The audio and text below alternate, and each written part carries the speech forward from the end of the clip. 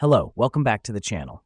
Today, we're demystifying how to set default column values in Monday.com, your 2025 complete guide.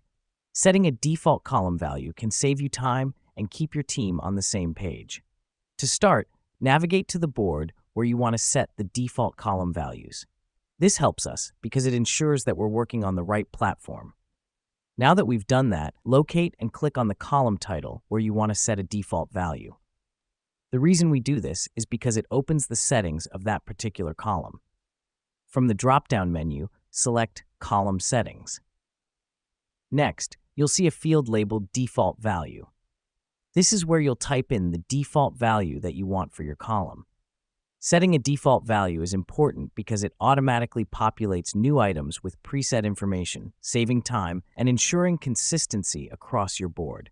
After entering your default value, click on Set Default. This saves your changes and applies the default value to all new items added to the column. And that's it.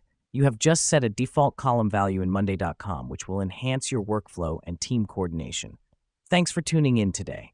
Remember, setting default column values in Monday.com is all about improving efficiency and consistency. Until next time, stay efficient, stay consistent.